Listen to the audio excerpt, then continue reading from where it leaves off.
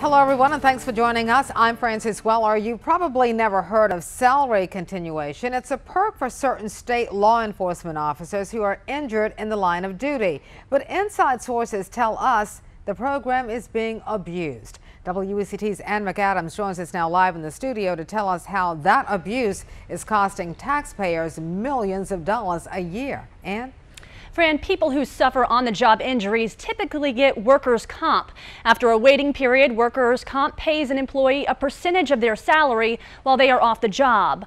But with North Carolina's salary continuation program, the employee never misses a paycheck and can stay home from work indefinitely.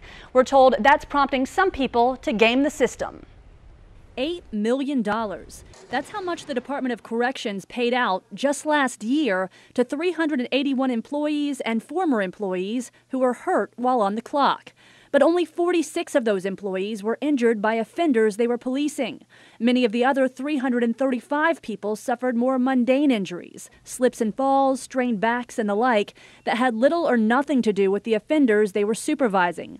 Nevertheless, these employees are still off the job, drawing full pay and accruing benefits for the first 2 years, then getting 2/3 of their salary indefinitely, all on the taxpayer dime. In this time of layoffs and massive budget cuts, that has some people, like Senator Tom Goolsbee, wondering if this salary continuation program should be revised. Now, when we find that it's being used in other ways that aren't related to direct injuries while combating crime or dealing with issues directly in the prison related to inmate control, that appears to violate the spirit of where that law was originally created.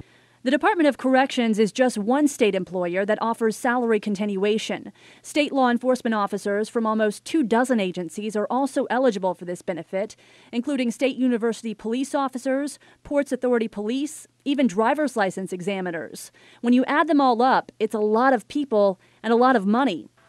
City and county law enforcement officers don't enjoy the same coverage. That New Hanover County Sheriff's deputy injured in the head-on collision with a man driving the wrong way on Martin Luther King Parkway, he's only eligible for workers' comp. That's a reality for most of the workforce, even though there are a lot of folks out there with jobs that put them in harm's way. Nobody with the Department of Corrections was willing to do an interview with us about salary continuation or the concerns we've heard from state law enforcement officers who say they've seen this program being abused. Senator Goolsbee chairs the Oversight Committee on Justice and Public Safety and said he will be looking into ways to revise the way salary continuation is handled. Goolsbee also wants to encourage more people to come forward with information about waste, fraud, and abuse in their workplace. He says he's working to pass legislation that would give people a monetary reward for coming forward. If you're curious about how prevalent this is in our area, there is one employee out on salary continuation from New Hanover Correctional, one from Pender Correctional, and 7 from Columbus Correctional. Reporting in the studio, Ann McAdams, WECT News. In Raleigh today, the state Senate unanimously passed a bill inspired by a report done right here on WECT News. The bill changes the law that provides full pay to state law enforcement officers hurt on the job. Senator Tom Goolsbee drafted the bill so that only officers disabled from extreme activity in the line of duty would qualify for the enhanced benefit. More mundane injuries, slips or falls, would be covered instead by workman's comp.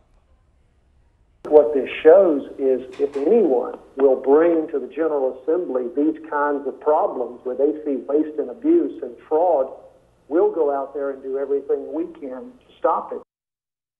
Now that bill goes over to the State House for consideration next, likely on the calendar sometime next week.